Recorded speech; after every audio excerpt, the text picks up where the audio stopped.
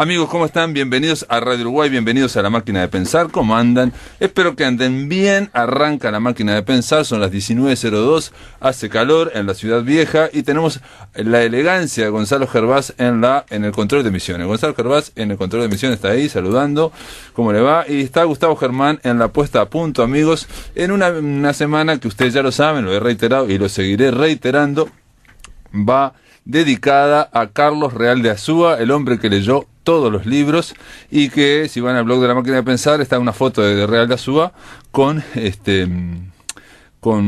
su documento, con su carnet del Club Atlético Tabaré, que tenía personalidad jurídica. Bueno, ahí está la foto de Carlos Real de Azúa, usted lo puede ver.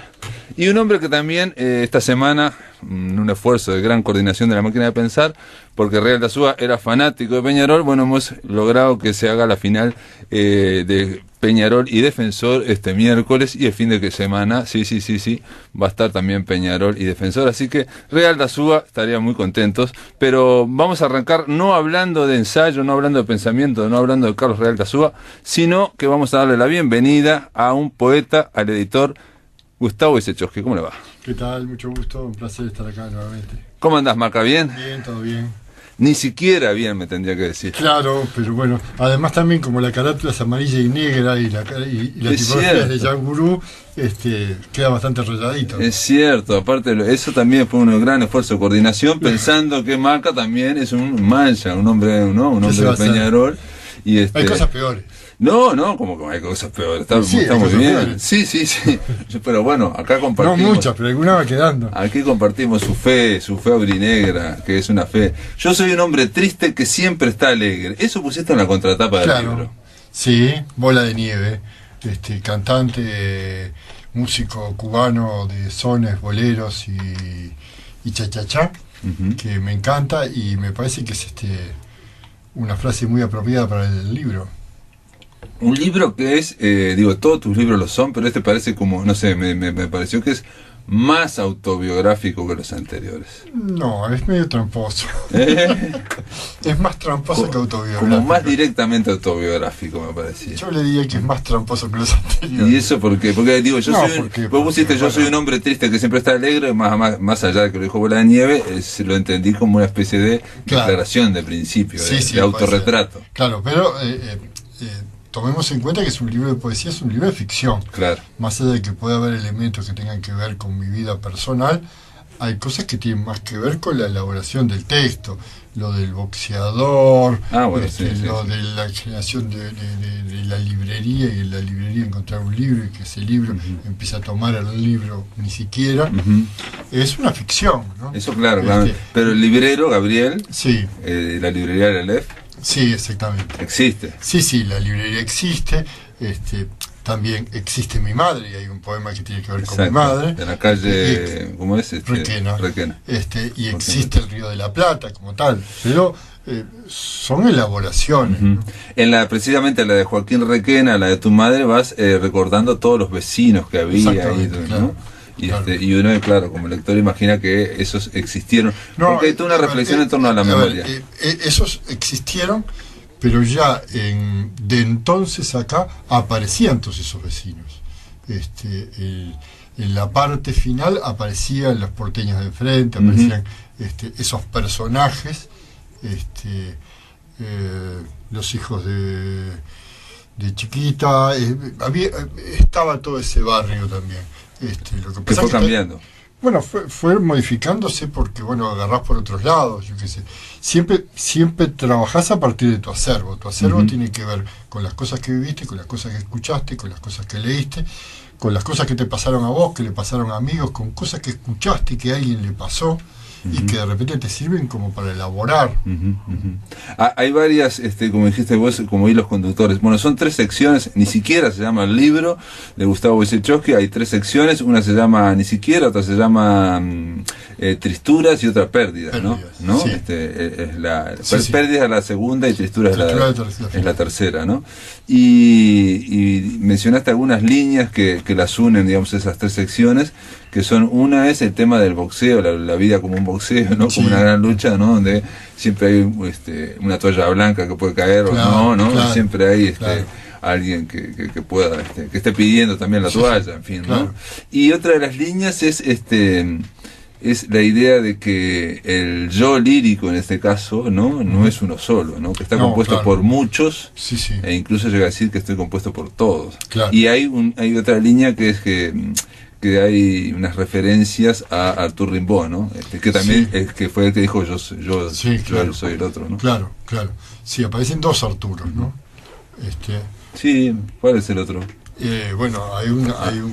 Porque se menciona Arturo y yo pensé que siempre estaban hablando de Rimbaud. No, fíjese, si usted ve la primera cita, dice que el alma disputará un cuerpo. Sí, Arthur Cravan, que es un poeta vanguardista que boxeó, sí. Claro, que retó al campeón mundial de peso pesado en Barcelona, precisamente. Sí. En una performance, una especie de performance. Claro, y hay un texto que en realidad parafrasea, página 22, que parafrasea a Cravan. Ahí hay una enumeración de los que podría llegar a ser, y esa enumeración tiene que ver con un texto de Arthur Cravan. Pero son juegos literarios. ¿Por qué Arthur Cravan? Por el voceo. Yo lo conocía a través de un documental, un falso documental de Jackie La Cuesta, que está muy bueno. Cravan versus Cravan. Claro. Y después leí algunos poemas de él. Sí. Claro. Es más, yo creo que leí algunos poemas acá. No me acuerdo. Claro. Sí, en Sopa de Letras estuvimos hablando de Cravan. Usted me ha convocado para esa instancia. No, me acuerdo, sí. Pero qué mala memoria. No, ya no me acuerdo a esta altura. ¿Qué me va a hablar usted de la mala memoria si yo ya a esta altura del año? El libro tiene que ver con la memoria, ¿no? Sí, esa es otra de las líneas. Y pones en un poema una cosa que una vez que te encontré en una plaza Cagancha me lo dijiste así textualmente. Y lo convertiste en poema. Puede ser. ¿Qué dije? Me dijiste, yo no sé por qué, no me acuerdo de ningún sueño. Ajá, sí. Y después lo convertiste exactamente así. Sí. ¿Cuál será? Bueno, obviamente le diste una forma lírica, pero dice, ¿cuál será el terrible espanto, el perfecto reprimirse que hace que no pueda recordar los sueños? ¿Qué pasa tan mío del otro lado que no me atrevo a ver? Claro. Es la transcripción lírica de eso. Totalmente. Que me dijiste. Claro. Ahora vamos a decir que no es autobiográfico. No, yo te estoy diciendo que sí, que lo es, pero que también hay una elaboración que no es 100% así. Claro. Sin duda. El tema de la memoria y el tema de los otros, parece como que en la medida que se va perdiendo la memoria, hay como una especie en la voz lírica, por lo menos, de reconocimiento de que uno ya no es tan uno, sino que hay... Sí, uno es múltiple. Que también ese concepto de uno múltiple estaba en el anterior libro, que es esto no es un libro de poemas, que también de alguna manera estaba en ese juego de que uno es múltiple y que no es unánime, y que es varias cosas a la vez. Sí, incluso hay un verso que habla del sí mismo, ahora no me acuerdo, pero... Sí. Dice exactamente, hay un epígrafe que dice, trato de mirarme a mí mismo y me doy cuenta de que ya no soy tanto yo. Claro. Y hay otro de no importa, lo estuve leyendo de nuevo hoy, y me pareció que era un verso así que podía vivir solo, digamos, ese verso, pero es muy difícil que me lo encuentre, y aparte, dado el estado de mi memoria actual, no podemos decir. Y también hay metés un poema como extraído de otro lado del famoso Witold Borsig. Bueno, sí, hay varios textos de Witold Borsig, va ganando el libro, en realidad. Hay varios textos, mirá. Todos los que están en tipografía de palos secos son de Witold Borsig. O sea, el personaje de ni siquiera encuentra en la librería un libro de Witold Borsig, y Witold Borsig va ganando. La última parte... Y la que está en negrita también. Sí, toda esa parte es Witold Borsig. Toda la última parte, por ejemplo, que es Tristura. Perfecto, Tristuras. Todo eso. Ahí está directamente todo en negrita, claro. Bien, ¿viste? Ese es un juego que... va ganando. Sí. O sea, es un... O sea, tenemos una librería. En una librería pasan cosas. Entre las cosas que pasan, aparece Rimbaud, aparece Cravan, aparece el múltiple, y aparece un libro de Witold Borsig, y el personaje se deja seducir por Witold Borsig, que va ganando el libro. Termina hablando Witold Borsig. Perfecto. Borsig, lo que en esa última parte hay muchos poemas que yo lo pensaba podían haber entrado en el concurso de Te Cuento Qué, digamos, que son casi microficción, ¿no? Sí, son de una línea, ¿no? Sí, de 2 líneas, una línea, ¿no? No tengo que escribir porque no tengo que escribir, sentencias, no hay mérito alguno, no se necesita experiencia previa, se muere sin más. Claro, ¿no? Sí. Que es también que tiene que ver con el concepto de lo fragmentado. O sea, esos poemas tan pequeñitos tienen que ver con la fragmentación, claro. ¿no? O sea, donde no hay una elaboración, sino que es un chisporroteo y simplemente, ¿no? Sí, y ahí está, por eso digo, la minificción o microficción, que bueno, aquí por estos pagos por Uruguay no tiene buena prensa o no tiene desarrollo académico, que dice que la minificción es como un fragmento, es un rincón donde convergen muchas cosas, ¿no? Entonces donde se dan la mano la poesía con el ensayo, con la filosofía, claro. Con el refrán, con otras cosas. Por ejemplo, el punto más cercano entre 2 éxitos es un fracaso. Claro. ¿No? Eso es claramente microficción, pero también es poesía en este libro de poesía, ¿no? Claro. Y sí, por ejemplo, en Argentina, Antonio Porcia ha desarrollado muchísimo eso. Claro. Sí, bueno, en Argentina hay desarrollo, hay críticos, está Raúl Brasca, está Ana María Yúa, digo, hay desarrollo en todo eso. Aquí en Uruguay, por alguna razón, no lo hay. Bueno, yo saqué una plaqueta en breve, que son todos textos así. No me acuerdo cuál era en breve. En breve una plaqueta turquesa que se desplegaba y son todos textos de una línea o 2 líneas. Sí. Por ejemplo, 0, no ser. 0, no ser, claro. Cada tanto, tanto cada. Ese tipo de cosas. Claro. Vivir en pareja, matar 2 pájaros de un tiro. Son todos poemas tipo pildoritas, ¿no? Claro, tipo, sí, eso es lo que estamos hablando, una especie Soy anarcontradictorio. O cada puente tiene suicida que se merece. Sin embargo, yo me acordaba de Cracovia, aquel libro de Borsic, que sacaste vos como heterónimo, y los poemas no eran para nada breves. Abisinia. ¿Abisinia era? Abisinia. ¿Y Cracovia qué era? Cracovia es donde nació él. Sí, Cracovia fue un espectáculo que hicimos con Goicoechea y Mora. Pero sí. Abisinia se llamaba la carpetita aquella. Sí, exactamente. Ahí hay unos textitos breves, no tan breves, pero hay textitos breves, de un párrafo. Pero hay poemas. Y hay otras cosas más largas. Muy largos, sí, el poema Abisinia es un poema largo, va largo, que tiene 4 o 5 páginas. Aquí también aparecen que ya había aparecido en el libro anterior, creo recordar, que puede ser cualquier cosa, a mí creo recordar, que aparece el tema de los muertos también. Sí, bueno. Sí, la muerte es un tema que es recurrente, ¿no? Acá está tal vez más personalizada. Más personalizada, un par de amigos muertos, habla de la muerte de mi padre, pero sí, hay la presencia de la muerte y al final también hay en esos microtextos también hace referencia a la muerte, ¿no? También hay, se habla de Daniel Bello, se habla de Enrique Bachi, de Quique Bachi, ¿no? Que esos dos son los textos de esos 2 amigos, ¿no? Y también se habla, hablas de la muerte de tu padre, de la muerte de tu abuelo también, ¿no? Y ahí también te menciona la voz lírica, se pregunta si no serás un sobreviviente o un sobremuriente. Claro. El sobremuriente decía Guasi, ¿no? Julio Guasi, salud sobremurientes. Sí, salud sobremurientes. Y hay otro poema que lo estaba buscando, pero no lo voy a encontrar también, que me hizo acordar, digamos. Usted hace referencia a la segunda parte del libro, que es Pérdidas. Se perdió el poema. Exacto, me perdí el link. ¿Qué problema está buscando? A ver, no, hay uno en el que habla de que cada uno le hace mal a su propio cuerpo. Hola, Pichu. Eso no me acuerdo. Sí, se dice algo así como que depende de donde estamos uno, ¿no? Siga escribiéndolo, que usted siga diciéndome que lo escribo. Claro.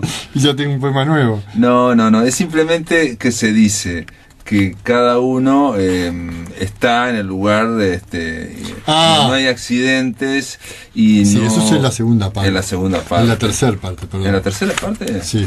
Bueno, y no hay accidentes. Entonces cuando hay una bomba o hay un paro cardíaco, un accidente, es porque uno está donde tenía que estar, digamos. ¿No? Uno va construyendo y entonces dice, acá. Pero si lo había marcado, sí. 189. Le tenía 89. Le había dado vuelta a la... A ver, ¿lo podemos leer? Dígalo. No, sí. Ah, bueno, muy bien. Cada cual a su manera construye su propio suicidio, consciente o inconscientemente. Todo accidente es producido por múltiples decisiones. Cada enfermedad es el propio cuerpo que arremete contra sí. Echarle la culpa a las guerras, cataclismos, terremotos, tsunamis. Uno está ahí simplemente para que acontezcan las cosas.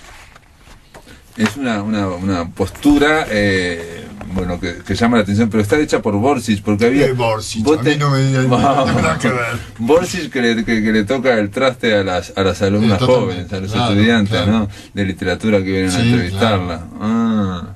Porque había un poema, pero en aquella caja, me parece, roja, pero no puede ser que me equivoque, que mencionaba el tema del cuerpo también. Y te acordás que, vuelvo a la biografía de Macachín, que hay que conocerla también, que vos de alguna forma preanunciabas algo que después te pasó en los pulmones. Claro, sí, el poema Cuerpo es un poema largo, larguísimo, pero a ver, nombra todas las partes del cuerpo. Sí, va mencionando todo. Más allá de que yo tuve problemas con mis pulmones, podía haber tenido problemas con cualquier cosa, porque en definitiva cuerpo pasea por todos los órganos del cuerpo, ¿no? Entonces podía pronunciar cualquier enfermedad. Es un poema que se puede empezar por cualquier lado. Sí, es un poema que está unido el principio con el final como una cinta, digamos. Entonces uno puede entrar por cualquier lado y puede terminar por cualquier lado. Claro. Pero no tiene fin, digamos. Claro. Pero ese verso que dice, por eso se ve que a mí me levantó ese verso que dice, cada enfermedad es el propio cuerpo que arremete contra sí. Claro. Me hizo acordar a ese poema, digamos. Sí, de alguna manera sí, el cuerpo es el que genera, nuestro propio cuerpo genera nuestras enfermedades. Más allá de los contagios, de las cosas, pero somos nosotros mismos que nos enfermamos de nosotros, ¿no? Vamos a hacer una breve pausa, amigos. Después de la pausa, valga la redundancia, continuemos aquí en La Máquina de Pensar con Macachín, que ahora me doy cuenta que es Borges el que escribe eso. Dice: a veces dudo si no estaré más preocupado por construir una imagen que por la propia escritura, más en construir mediante el acto de escribir una imagen agradable de mí mismo que del acto puro y simple de escribir. En realidad, el acto de escribir puede ser puro y simple. Uno escribe para construirse, irse dibujando mientras escribe, descubrirse. En el aire de Radio Uruguay, La Máquina de Pensar. Amigos, estamos en La Máquina de Pensar, estamos conversando con Gustavo Maca Wojciechowski. Él es escritor, es poeta, es editor de la editorial Yagurú, también es diseñador gráfico y bueno, tiene su cátedra de diseño gráfico ahí en la Universidad Ort, y estamos hablando de su último poemario que se llama Ni Siquiera, que tiene unos bichitos acá. ¿Por qué le pusiste estos bichitos así? Los bichitos esos me vienen acompañando, esos piojos están acompañándome hace tiempo. Sí, están en varios libros míos. Sí, cada tanto aparece ese bichito. Es un piojo aparece por ejemplo en O cabalga la madrugada por el lomo del sueño. Aparece en tipografía poemas y polacos. Sí, aparece bastante. En la segunda sección de este libro se llama Ni Siquiera. La primera se llama Ni Siquiera, lo dijimos. La segunda se llama Pérdidas. El epígrafe es de Rubén Lena, que dice: si me pierdo, mala suerte, la noche tendrá razón, ¿no? Sí, creo que es del Templado, ¿no? Sí. gran canción. Es una canción y es maravillosa. Y es un autorretrato también. Sí. De él mismo. Claro, digamos, un claro. tipo manso, pero que cuando se calienta. Claro. Sí. Claro. Eso es lo que interpreto yo en la canción. Esos dos versos para mí son maravillosos, ¿no? Uh-huh. Sí, Rubén Lena es impresionante. Claro. Y una parte de mí es todo el mundo de Ferreira Goulart, que esa quizás condensa más esa idea de que todos están dentro del poema, dentro de la personalidad del poeta, ¿no? Mirá vos mirá quién te iba a mencionar, porque lo estuve leyendo justo ayer. Rodó decía en un momento que cada uno es sucesivamente no uno, sino muchos. Ajá, ¿no? Claro. Y otro escritor que se llamaba Germán Gese decía que no tenemos un alma, tenemos un haz de almas, ¿no? Claro. Al mismo tiempo. Claro, es lo que hablábamos hoy, que uno es múltiple, ¿no? Uh-huh. Hay un poema que es Sal, que de alguna manera habla de eso también. Que si podrás perder todo menos la sal, dice al final, algo así. Sí, dice... Te lo leo. Dale. Ya que estamos vestidos. Ya que estamos. Dice: uno es todos, es la madre y el padre, todos los hermanos tenidos y los que no tuvo, amores perdidos y encontrados, los trabajos que me doblaron la espalda y los que me doblaron la espalda, cada libro que me ha leído a mí, cada librería en que me perdí entre sus bibliotecas que me encontré. Uno es enteramente fragmentado, duplicado por tantos amigos, por tantos enemigos, tantísimos indiferentes, deferentes, los defectos y los afectos, amores, increíbles, tangibles, maravillosos, desgarradores. Uno multiplicadamente múltiplo, lleno de todos sus sí mismo, completo de cada abuelo, del abuelo de cada abuelo, el que quise y era mío y el que dicen que conocí antes de que yo hablara. Todas las que me abuelan con sus moños encanecidos, sus tallarines caseros, nunca me sacaré las manchas de harina. Y todito todo lo que resuena en silencio por atrás, muy atrás del pellejo de uno que es aquellos y los otros, mis hijos y los hijos de mis primos, de sus nietos, que me harán hijo otra vez, como todas las ramas que me florecen desconocidamente. Por más que me las corte, todos mis muertos palpitan por debajo de mis uñas, margaritas, muertos llenos de muertos que conviven como vivos, que me conmueren. Yo, pedacito de un pedazo otro que creía mío, uno es todos, uno puso el huevito aquel, lo puso a hervir, otro me arrancó la cáscara y no habrá cómo sacarme la sal. Que tiene que ver con esa cosa de lo múltiple, de que uno es todo o casi todo. Aquí estaba el verso que yo te quería decir, ¿no? Lleno de todos sus sí mismos, ¿no? Ese verso me pareció impresionante, ¿no? O sea, me parece que condensa y que puede incluso estar solo, puede vivir solo ese verso, ¿no? Lleno de todos sus sí mismos. Ya que estamos, que el solo ya no existe porque es un solo múltiple. Claro. Claro. Y bueno, Borsic, ya lo hablamos de Borsic, que es un heterónimo que tenés vos, que ha tenido su vida, digamos, un poco paralela ahí. Es un polaco, el hombre, y que es un veterano, ¿no? Sí. Ahora, el propio Maca se va convirtiendo también, soy lo que puede decir un pendejo sexagenario. Claro. Eso lo dice Borsic. Sí. Yo pensé, si no faltaba un C, soy lo que se puede decir un pendejo sexagenario. Pero después me quedé pensando, ¿no? Claro, este es Borsic, este es el amigo Borsic, que no es Maca China, aclaremos, ¿no? No. En estos tiempos políticos... Yo no voy a tener 60 años. No. Por favor. Ni Dios permita. Ni Dios permita, exactamente. También... Como usted sabrá, yo soy del 56. Vos sos del 56, sí. ¿Y nada, digo, ¿cómo voy a tener 60 años? Todavía, ¿no? Sí, ya tenés, ¿no? Claro, 61. Viste, me hacen las preguntas que me hacen, claro, sacar cuentas, tengo que pensar, tengo que ver la matemática. Son maldades que uno tiene. Es sorprendente, Maca, es todo es un camino de pérdidas hablar con Maca. No, pérdidas y tristuras, ¿Podemos leer otro poema que no sea tuyo, que sea de Borsic? Que usted diga. A ver. Aquí está su poema. Aquí está su poema. Bueno, eso ya te pedí uno, que es el de cada cual. Sí. Y después hay otro que es muy duro, que está en la página 93. Espere que llego. Es muy duro, porque a mí me parece muy duro, por lo menos, en la página 93, ajá, por lo que dice el poema, ¿no? Todos están muertos. No hay nadie que pueda desmentir o atestiguar lo que afirmo. Todos murieron. ¿De qué me sirve saber lo que creo saber? Puedo mentir descaradamente, puedo decir cualquier cosa y en realidad estoy mudo. Manejo un idioma que nadie puede entender, nadie puede escuchar. Si estuviera solo, estaría un poco más acompañado. Solo quisiera que alguien me abrace en la cama y me diga al oído, tranquilo, quédate tranquilo, duérmete, no tengas miedo, ya no va a amanecer. Es duro ese poema, Es duro.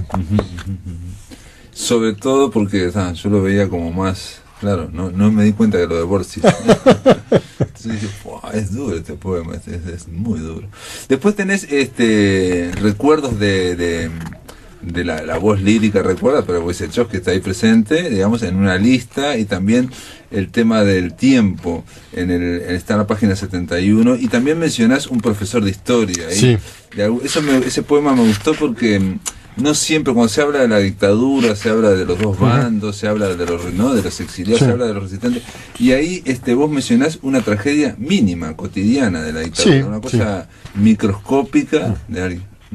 Una golosina. Una golosina, ¿sí? Sí, se llama Golosinas. La historia no es más que mi profesor de historia, destituido, tan joven, guardando el futuro en su libreta. No sabía otra cosa que hacer. Aquel joven profesor atendía un kiosco. La historia no tiene golosinas. Le pedían republicana y daba la paz. Recitando la lista de alumnos de memoria, se moría. La historia está enferma. Mi profesor es la historia. La historia es una hilera de pastillas en la mesita de luz de mi profesor, ordenada por colores, como los ejércitos preparados para la batalla de las piedras. La historia un discurso múltiple, inconexo, la historia A. Se rompe la historia, se desgrana, sí, y hace una... Es la historia de un profesor que se pierde la mente.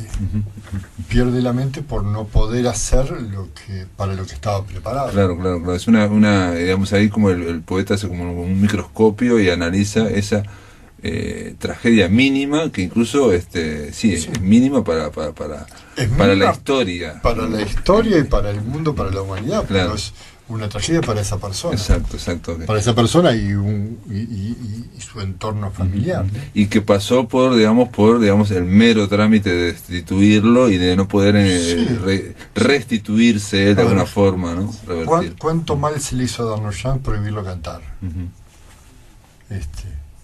A ver, siguió teniendo la misma voz, siguió siendo componiendo. Y permitiéndole grabar encima, claro. Se podía grabar pero no cantar en vivo. Claro, seguía siendo Darnoyan. Pero había una parte de él que estaba mutilada, ¿no? Ahora, ¿cómo hacemos para calibrar qué tanto o qué tan poco? Claro. O sea, ¿cómo hacemos una matemática de esa desgracia? No lo podemos hacer. Y tampoco podemos decir, bueno, ¿qué hubiera pasado si no hubiera sido así? No lo podemos saber. Pero ocurrió. Y lo señala el poeta Gustavo Wojciechowski. Maca, gracias. Bueno, este es el libro, se llama Ni siquiera, amigos. Está distribuido en las librerías habituales de Yagurú. Sí. Gracias por estar en La Máquina de Pensar. Por favor, un placer. La próxima vez me tomo una pastilla para la memoria. En el aire de Radio Uruguay, La Máquina de Pensar. Para mí es un honor recibir a la profesora Susana Mayo. ¿Cómo andas, Susana? ¿Andas bien? Bien. como todo el mundo, cansada, fin de año. Fin de año, diciembre, llegamos ahí a gatas. Susana Mayo, además de ser decana de Ciencias Sociales, fue autora del libro, es autora del libro Carlos Real de Azúa, un intelectual inacible, el papel del intelectual, la política y los vaivenes del Uruguay y la región a la segunda mitad del siglo XX. Esto fue tu tesis, fue editado por Banda Oriental, y a mí me interesaba ese subtítulo que le pusiste porque me parece impresionante, que es un intelectual inacible, porque la palabra inacible, ¿qué significa? Que es muy difícil de agarrarlo por un lado, de llegar a una conclusión, de llegar a un perfil, que es lo que queremos durante toda esta semana. Nadie va a salir acá sabiendo todo lo que escribió Real de Azúa, pero digamos, hablando cada día generamos una especie de perfil, ¿no?, de este gran uruguayo. Bueno, mira, en términos generales, lo de intelectual inacible es, bueno, eso que recién charlábamos, esa famosa palabra arborescente que se utiliza con su pensamiento, va por aquí, va por allá, y hablar de etapas del pensamiento de Real de Azúa me suena como con cierta arbitrariedad, porque él está pensando y contradiciéndose todo el tiempo. Es decir, yo no voy a dejar de asumir, y por eso te traje España de cerca y de lejos, ni su visita a España, digo, porque se ha puesto mucho énfasis. Es que impresiona la biografía, el primer 20% ese que va, digamos, falangista y todo eso impresiona mucho. Sí, yo creo que ahí hay... ¿El permiso? Es inacible, es inacible. En primer lugar, su admiración no es por Franco, vamos a empezar por ahí. Sí, claro, claro. Su admiración es por profunda es por un personaje como José Antonio, primo de Rivera, que objetivamente exalta las pasiones, no solamente de los españoles, sino las pasiones de muchísimos latinoamericanos, su vida, su pasión, su defensa de España y su cristianismo, que ahí es donde toca las venas más profundas de Real de Azúa. Entonces, la primera cuestión de la cual te puedo señalar, que a mí me cuesta mucho hablar de etapas, y que de alguna manera lo que yo hice fue, en función de mi profesión, tomar prácticamente el último Real de Azúa, es decir, aquel que incorpora las ciencias sociales y concretamente la ciencia política al Uruguay. Él es el primero en traer al Uruguay y en leer, con esa cosa absolutamente, esa otra frase hecha, Real de Azúa lo leyó todo. Esa forma también torrencial de escribir, ¿no? Claro, lo leyó todo y lo escribió. Entonces hay miles de anécdotas que debes haber escuchado, como hasta último momento los taquígrafos. Sí. O que en una imprenta le hicieron una huelga, no sé si es leyenda urbana, ¿no? Digamos, que los imprenteros lo odiaban porque él iba y cambiaba sobre el pucho. Hasta último momento, porque era tal su preciosismo que de pronto, y sus contradicciones, que de pronto le parecía que faltaba algo, que se hacía necesario algo. La otra cosa que me molestó, y vos que lees muchos libros, fue esta especie de remarcar su homosexualidad. Yo sentí que era como algo así como ubicarlo con Jean Genet, que puede ser maravilloso. Pero Jean Genet no tiene nada que decir. Claro, salvo su su opción sexual, digamos, su opción sexual. Entonces, eso me molestó mucho, porque siempre fue un hombre tremendamente discreto, tremendamente cuidadoso, tremendamente austero. Entonces, yo que estoy, perdón por el yo, que pienso definitivamente, y doy en mis clases la teoría queer, a mí me parece que resaltar aspectos no le suma ni le resta. En el libro de Trujillo también lo vinculan con Maritain, el famoso pensador francés, que también era católico, que también tenía... Sí, con Germán Gess también. Problema, digamos, el problema en cuanto a que por un lado ser cristiano y por otro lado tener esa opción sexual contra la cual no puede ir, digamos, ¿no? Sí, también... encrucijadas, digamos. Claro, también... Germán Gess, o sea, él es un lector juvenil, evidentemente voraz de todo el pensamiento de cristiano, eso sin ninguna duda, y se nota profundamente en lo que son sus primeros escritos. Pero de todas maneras hay que ver cómo, pese a eso, permanentemente él está pensando,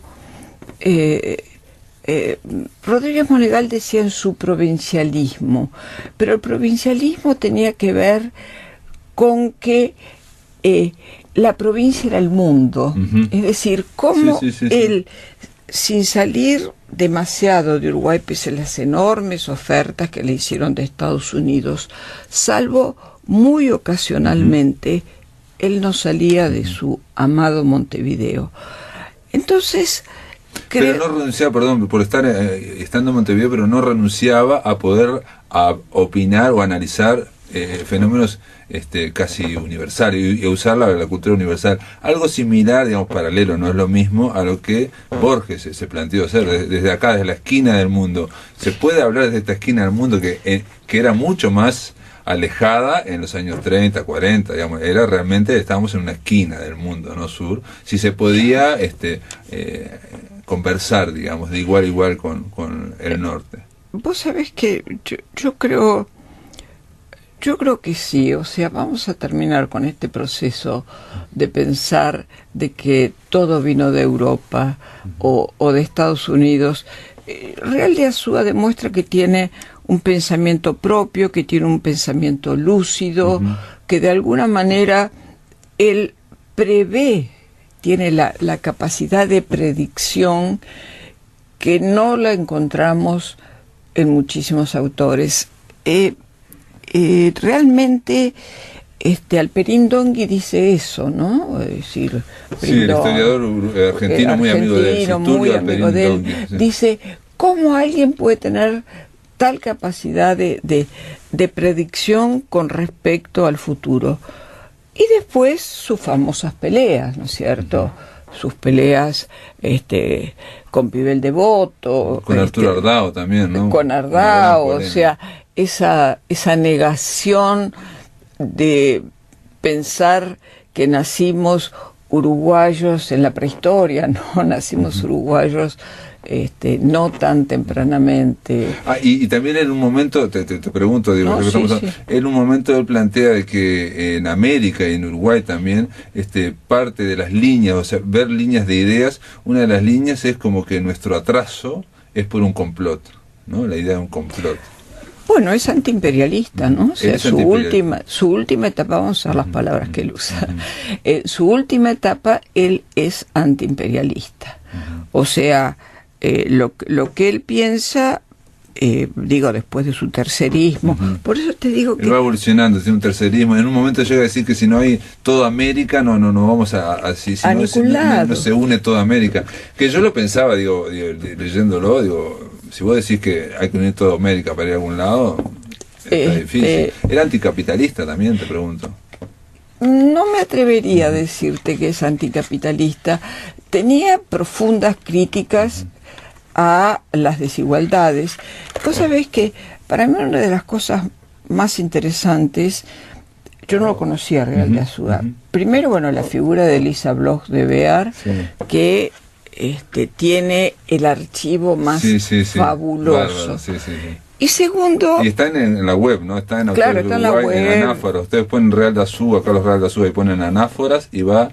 Y yo, por ejemplo, puedo ver ahora el tipeo, digamos, escrito a máquina por Carlos Real de Azúa de su definición. Y las correcciones en lápiz. Un azul, otra... Por ejemplo, él dice en un momento, mi inclinación revolucionaria por instinto conservador. de que solo la revolución puede invocar legítimamente y movilizar las reservas humanas de trabajo, disciplina, fervor, sacrificio y austeridad. Sí, austeridad. O por ejemplo, mi devoción a lo extramoderno, a la contemplación, a la trascendencia, a la comunicación con la naturaleza, a la soledad y mi convicción de que hay que salvarlos a través de la revolución. Mi asco por la sociedad de masas. Bueno, acá vos acabas de hacer la mejor definición. Cuando él habla de la sociedad de masas, no está hablando de pueblo, claro, diferencia. Claro. Sí, sí. Está hablando de esa sociedad de masas fascistizante que va detrás de un oscuro y diría autoritario líder. Por eso su lectura de Weber y su crítica también de alguna manera a algunos de los pensamientos de Weber con respecto a la definición de la legalidad de la violencia a través del Estado. Es decir, es un hombre que al final de su vida, bueno, muy obvio, sabido. No está hablando de la cultura de masas ahí también, de la radio, del cine, de esa, digamos, de la barbarie que venía, digamos, entre comillas, frente a alguien que es aristocrático, que ha leído todo, se pregunta. Mira, no, vos sabés que yo hice entrevista a 20 personas, su familia, Santiago Real de Azúa, que está en Estados Unidos, y sobre todo hay una entrevista que a mí me fascinó, que fue la entrevista que tuve con Juan Odone. Entonces, Juan Odone es una entrevista fascinante que tengo que publicar, pero que uno nunca encuentra, viste, ese tiempo necesario. Juan Odone decía que llegaba a Real de Azúa, tocaba el timbre y decía Carlitos, como le decían ellos, ya están los Odone acostados como las gallinas, levantate y vamos a tomar algo. Entonces cuenta, si lo sabés, no sé. Cuenta que recorrían distintos bares, ¿no? Real de Azúa nunca se sentaba en una mesa. Eran las famosas historias de los bares de los intelectuales, la discusión. Sí, la tertulia. Nunca se sentaba en una mesa. Iba, escuchaba, disentía, siempre disentía, y se iba a otra mesa. Iba, escuchaba, disentía y se iba a otra mesa.